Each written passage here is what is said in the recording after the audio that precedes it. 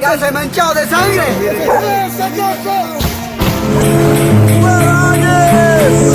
Señora Áñez, usted no es mi presidenta. ¡Estos malditos a presidente han entregado como a Cristo! ¡Como a Cristo le han dejado! En 2019, Carlos Mesa y la OEA inventan una narrativa de fraude. Entonces sueltan jaurías de enardecidos y bien armados, que a nombre de la democracia y la Biblia golpean, arrastran, torturan a mujeres y campesinos bajo la mirada cómplice de la policía. Al amparo de la noche queman las casas de los legisladores masistas y torturan a sus familias, incluida del expresidente Evo Morales, para obligarlos a renunciar. El 10 de noviembre de 2019, Evo Morales se ve obligado a denunciar ante la atrocidad de los fascistas y un informe fraudulento y anticipado de la OEA que insiste que ha habido fraude, y ante la traición de las cúpulas militares y policiales que se han vendido a las logias racistas del país. El mismo día del golpe a Evo Morales, la Huipala ha sido quemada por los fascistas y policías motines, lo que desata la indignación popular masiva, pero además incontrolable. Pero no salieron a defender el proceso de cambio, y habrá que preguntarse por qué. Salieron a defender la pollera, la Huipala, pero también salieron a protestar por el golpe al primer presidente indígena de Bolivia. El 12 de noviembre del 2019, los golpistas emulan una imagen de hace más de 500 años atrás, cuando en 1492 los españoles invaden América con la cruz y la espada para esclavizar y asesinar a nuestros pueblos y saquear la riqueza. Esta vez ingresan a la casa del pueblo también con la Biblia y en la otra mano con el fusil para asesinar y robar. Dirigentes y activistas del MAS tuvieron que buscar refugio ante la atroz persecución del régimen. Una movilización tan masiva y aguerrida se ha desatado, pero sin líderes, ni horizonte, ni estrategia.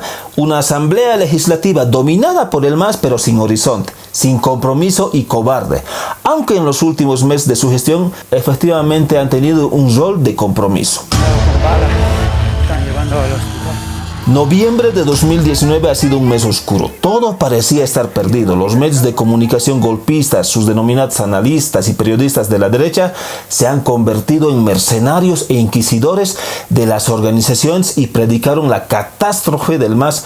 Podemos con el MAS jugar lo que queramos, su voto se ha desmoronado, se ha hecho tiras. Según ellos, se había recuperado la democracia con su patética revolución de las pititas. En esta penumbra surgen voces de jóvenes rebeldes en los barrios populares de Cochabamba, en el Chapare, en Sencata, en Pedregal y así en las zonas más populares del país. Estos son los jóvenes autoconvocados que quizás antes estuvieron al margen de la política o quizá habían renegado por la burocratización de las organizaciones sociales, pero con el golpe se han obligado a sí mismos a asumir un papel decisivo en la recuperación de la democracia. No han necesitado convocatoria de ningún dirigente ni haberse formado como socialistas, sino solamente motivados por la crueldad golpista y su propia convicción, y ante el miedo de las organizaciones deciden tomar la posta de la lucha. Poco a poco surgen más luchadores desde la comunicación, activistas y periodistas de redes sociales se han autoconvocado para una nueva batalla. Gracias a estos autoconvocados, las organizaciones sociales recuperan su ajallo y poco a poco su protagonismo.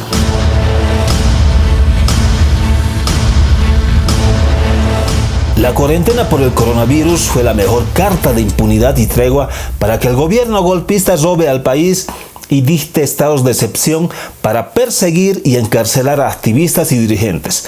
Pero también fue la excusa para postergar las elecciones por varias ocasiones.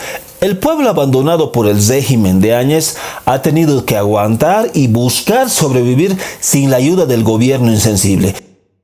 Pero del dolor ha surgido el espíritu de solidaridad en pandemia, y la solidaridad fue una de las primeras armas para frenar el virus.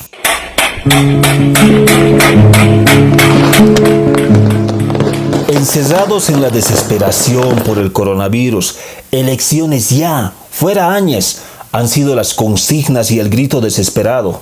Esos petardos y cacerolazos en las noches eran sonidos de aliento de una luz en la oscuridad. Era la población dándose esperanza hasta que en agosto la masiva y nunca antes vista movilización ha determinado definitivamente las elecciones para el 18 de octubre.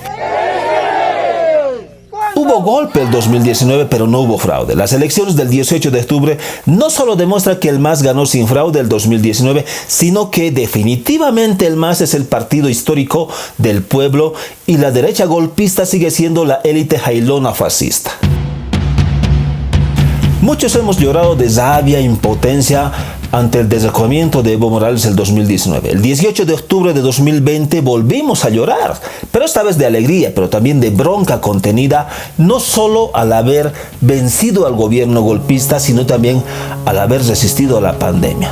Los que dimos la batalla dedicamos esta victoria a los caídos en las masacres de Sacaba, Sencata, Pedregal, Yapacaní y Betanzos, pero también a los caídos por la pandemia del coronavirus.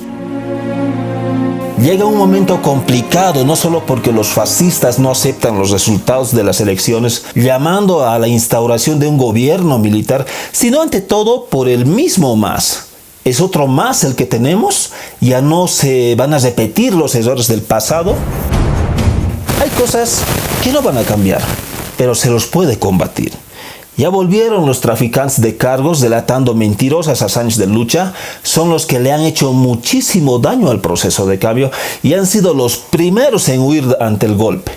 El clasismo va a seguir siendo parte de la batalla interna en el MAS y PSP. Pero hay cosas difíciles de revertir, y es que ingratamente, gracias al golpe, existe una juventud de las bases que ha emergido y se ha empoderado de la cosa política y de la cosa pública. Son jóvenes que vienen desde los espacios orgánicos con formación técnica universitaria. Esos jóvenes son el nuevo pilar de nuestra segunda revolución. A pesar del golpe hay cosas que no han cambiado. Por ejemplo, en el 2019 varios candidatos a legisladores que se montaron gracias al amiguismo y las dádivas han continuado. Pero es más, el golpe ha sido la oportunidad para que más oportunistas se monten de candidatos. Pero aquí viene lo mejor de esto. Y es que después del golpe también fue la oportunidad para que elementos jóvenes y no jóvenes, pero comprometidos y con la suficiente capacidad, hoy los tengamos de diputados y senadores. Eso va a marcar la diferencia en esta segunda revolución. No volvimos al gobierno para hacer de los ministerios un botín de guerra. Hay quienes dicen que yo he luchado en el golpe, me han perseguido, he sufrido y por eso merezco ser ministro. Otros dicen que nuestra organización no ha tenido oportunidad antes, por tanto nos merecemos un ministerio. Hay otros que dicen que por ser académicos son los indicados para manejar los ministerios. Hay también los que creen que han hecho carrera política lanzando varios videos y ofreciendo entrevistas durante el régimen de Áñez. Pero hay también los oportunistas que traicionaron al MAS, que borraron sus cuentas de Facebook para no ser identificados de masistas. Hoy, esos señores están de primeros en ocupar los mejores cargos públicos. Aquí solo pedir a nuestras autoridades que no se olviden de nuestra gente, de nuestros grandes luchadores. Es legítima, además necesaria, que las organizaciones asuman más responsabilidades en la administración pública, porque además ellos son los que llevan la filosofía del proceso de cambio.